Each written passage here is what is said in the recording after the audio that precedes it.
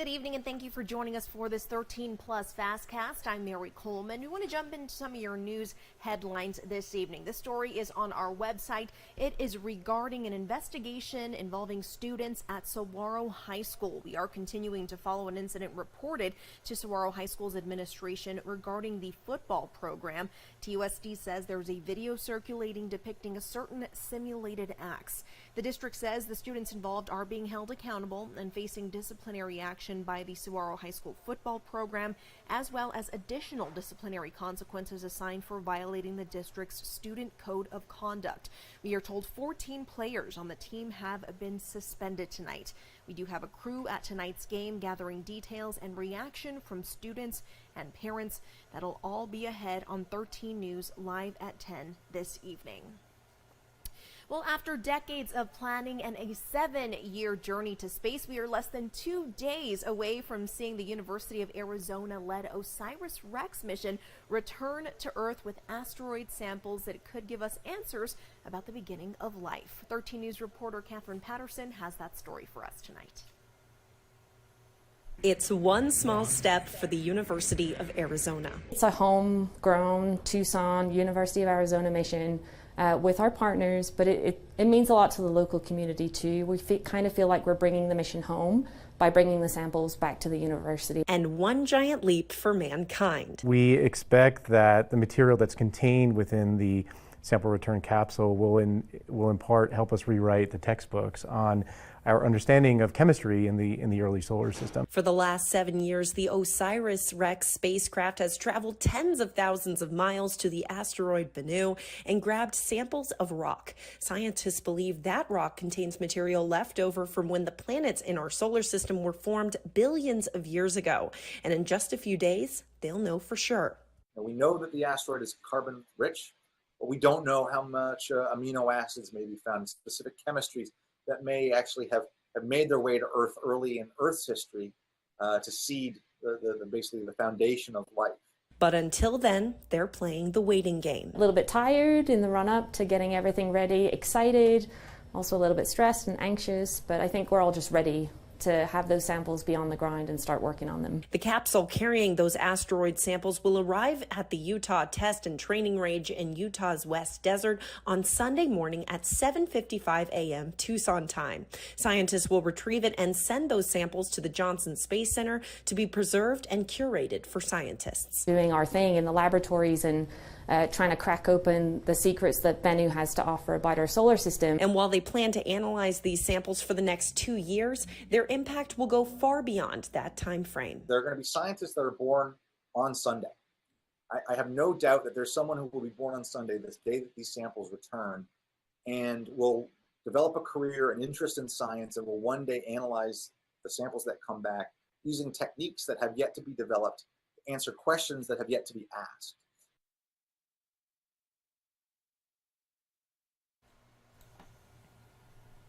And sticking with our local news now, as hundreds of sober living residents search for a new place to stay, details on who abandoned them remains unsolved. Our JD Wallace has that story tonight.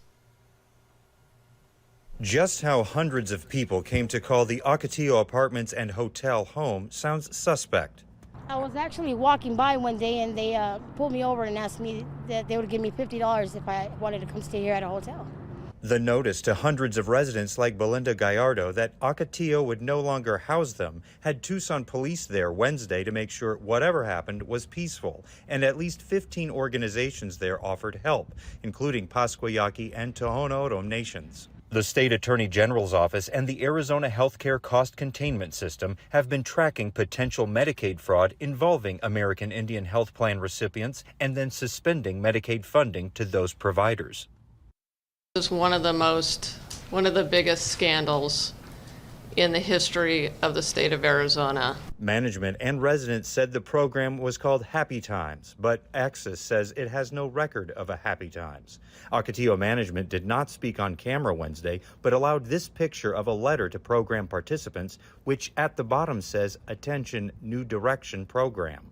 This letter of suspension from Axis just last week to a provider says, Specifically, it is alleged you engaged in fraud involving the Medicaid program that includes, but is not limited to, pattern of member steering, with changes made to members' respective health plan to American Indian Health Plan after previously billed services were denied.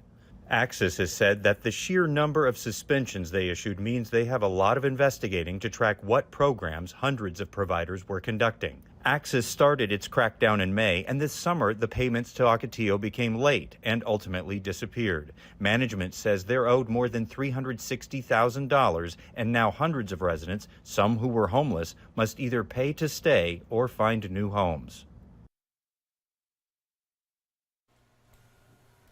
To a story out of Florida now. Officials are investigating a body that was found in the mouth of an alligator.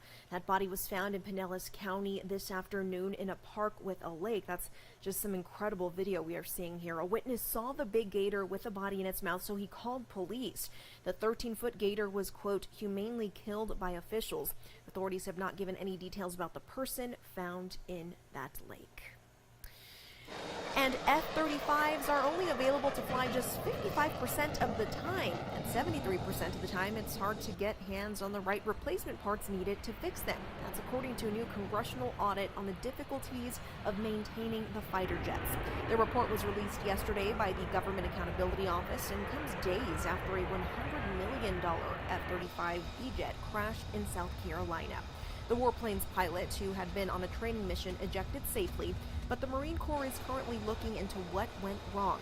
Meanwhile, the GAO report highlights the persistent maintenance shortcomings of the advanced fighter fleet built by Lockheed Martin. The Defense Department says it plans on spending almost $2 trillion in the coming decades to operate, maintain, and repair nearly 2,500 F-35s. And let's take you to Michigan now, where this toddler who had wandered away from home was found safe thanks to the two family dogs, including one that was used as a pillow. Michigan State Police say 2-year-old Thea Chase wandered away from her home while barefoot Wednesday night. Police believed she was somewhere in the wooded area near the home. Now, a few hours later, a family friend driving an ATV came across the family's Rottweiler. Little Thea was then found just off the trail and sleeping on the ground with her head atop the family's English Springer. She was found about 3 miles from her home. Thea was giggling when she returned home and said, quote, "Hi, Mommy." Thea was checked out by medical personnel and appeared to be in good health. So, a good update there. We like it. Loyal dogs, happy, healthy, and safe baby, just like we like to see it. And now we want to bring in meteorologist Corey Kowitz with a look at your weather. I know a lot of you are preparing to do fun stuff, hopefully outside this weekend, because it sounds like it's going to be nice weather out there. Right. I mean, in the summer, we just don't have those events just because it's just so outside. hot. It's yeah. too hot, right? I know, Yeah. and especially with this summer, how hot it was. But now, fall equinox is tonight, and we're going to usher in the real astronomical season of fall, which is what most people consider fall. Meteorological fall is the 1st of September, but right, it was a hot summer. We can't forget it was historic. Let's just say it was historic. So what I did is I compiled some stats. So I did average temp, average high, average low, had their value and the rank and averages for different time frames. And what I found is the average temp was around 90. That's third all time during the summer months, June through August. That's meteorological summer. Average high almost at 104. That's amazing to think that's the average, which is third all time. And how about the average low? 76. We don't really think about lows and heat, but take a look at this. It was the warmest average low ever during those months, and you can see what it's like relative to the averages during different time frames there on the right-hand columns. And also, how about streaks, right? Think back to it. We had a 100-degree plus streak. That was 53 days. That shattered the record for the longest streak with that at that mark in temperature. That ran from mid-June to early August. Unbelievable. About 105 plus streak, 18 days, third all-time tied, which ran from late June to mid-July. And then the 110 plus streak, 8 days. And we had 8 days of 110 plus. That's wild. And that was tied for the record for that streak. That happened in July. And it was hot going into September during the start of meteorological fall, right? We've had 14 above average days out of 22. That's including today where we hit triple digits. The yellow bars you see are daily records tied or broken, and the 111 that you see on the 10th, that was an all-time monthly record. So yeah, 100 degrees, and it's fitting that today was an overachiever temperature-wise on the last day of summer. At least it was a top 3 hottest summer ever. So very fitting, right? So that's our 80th triple-digit day of the year, where we normally average 68 days, so above average in that respect, as the average temperature this time of the year is 94. And I have those ice cream cones I forgot to mention. Yeah. Like, I just thought I randomly put it in there. It's actually National Ice Cream Cone Day, not nice. Ice Cream Day. Okay. I know, kind of Specific. oddly specific, I know, but, I thought it was, Very fitting. Fitting, right? It was a very hot day, so we had ice cream. It was going to melt quickly. And interestingly enough, Tucson was a little bit of like a local hotspot. So the only area in the region that got 100 degrees, which actually beats out Phoenix, which is really rare that we actually are hotter than Phoenix. Well, are we done with the triple digits, right? We kind of thought we were done, and today was an overachiever. So on average, the last 100-degree day is around now, September 24th, but it has gotten to triple digits well into October. October 16th is the latest date for triple digits, and for 2022, that date was September 25th. And our last 100-degree day, excluding today, was back in September of the 17th of this month. So yep, fall is coming, the beginning of astronomical autumn, the summer solstice. Let's talk about that before we talk about the autumn equinox, which will help us explain what that is. Summer solstice is when the direct rays reach up to 23 degrees north latitude. For reference, that's just south of the tip of Florida. It's when the northern hemisphere experiences their longest days and their shortest nights. And the winter solstice, quite the opposite, down to 23 degrees south latitude, Tropic of Capricorn, where the northern hemisphere sees their shortest day and longest night. The spring and the fall equinoxes right in the middle, where the direct rays are at the equator. And the difference between the fall and spring is that the days are now getting shorter as the direct rays are going to the south, and the nights are getting longer. And again, not to be confused with meteorological fall, which starts September 1st. So, hey, kicking off fall, pretty nice weekend. Gonna be dry. Rain chances at 0, mostly sunny skies, and climatologically average, in and around the average. 95 is the high for tomorrow, and 94 for Sunday, which is really nice to kick off fall with those conditions, right? And here comes, well, we've had a lot of events now started because it's getting cooler. That's just what happens in fall, because you don't want to do it during the summer. It's too hot, and it'll be a nice next 2 days during the weekend for the Cochise County Fair, which is through Sunday. Doors open at 10 a.m. in Douglas. That's where it's located. No chances of rain, mostly sunny skies, and highs in the low 90s. Really nice. And Oktoberfest also kicks off this weekend, and it continues through the weekend of October 15th. That's 11:30 through 4:30. And right, look at those temps, Mary. That's on top of Mount Lemon. Get your sweaters, guys. I know. I'm not even joking. I made that joke when it was like dipping into maybe 90 degrees. Yeah, but no, you really do need it now. When it's only topping out in the mid-60s, yeah, you may need a jacket if you're going to head up there to Ski Valley.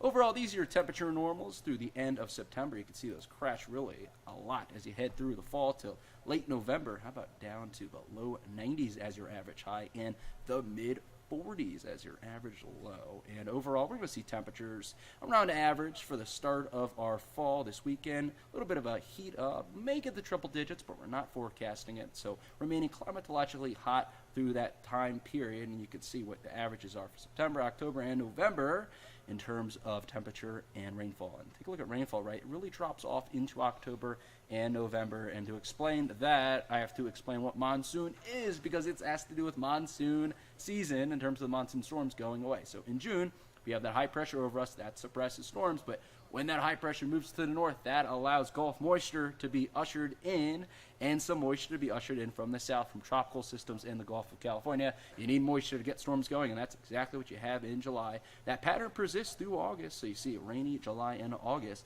But once September hits and fall, that high dips to the south, which means with that clockwise flow of the upper high, or the heat dome, you get air from the west or the southwest. And that is not moist air. That is dry air. And wow, doesn't that match up real nice with what we have right now? That high to our south, ushering should be dry air. Instead, we now have post-tropical Kenneth. I think it just got rid of the designation for Kenneth. But the remnants of Kenneth, right, still have some moisture, which the wind direction is helping bring into our neck of the woods, which helped fuel some cloud cover and a little bit of showers to our north and west. But Kenneth's going to go away, which means the moisture source is going to route run out, and when winds are continuing to come from the southwest and west, you're going to have dry conditions. So cooler this weekend. Heat dome strengthens a little bit by early to mid this week, heating us up just a bit, but that dry pattern persists as a trough looks to kick in, digging into our region, cooling us down a little bit by the end of the week. And right, you can see that reflected nicely with our dew points. Very low dew points. Anything below 50, it's tough to get any storms going. That's what we have. And the rainfall overall remaining dry. So check this out. All the way, not just through this week, but through next week, early next week, right? You zoom it out, nothing. And just in the northern portion of the state, that's the only place that's going to get rain. So, yeah, Mary, looks like monsoon season's over. But, hey, looking forward to those fall-like temperatures kicking back in after the summer that we had. Absolutely. Thank you, Corey. Hey, get yourself an ice cream cone. Yeah, Do it. A cone specifically, because Yes. it's not ice cream day. I don't know, very random, but I thought I'd throw that in there. Everyone out there, you can still eat your ice cream while these temperatures are in the 90s. So, hey, why not, right? Appropriate, absolutely. There you go. Well, we will leave you with the live look outside tonight. Well, pretty dark out there, but you can still see some stars in the sky. Wow, I cannot speak. It is Friday. You can see some of those stars out there and some cacti in the distance. We hope you have an awesome weekend. And hey, if you're not doing much tonight, why don't you join us for KOLD News 13 live at 10. We'll see you later.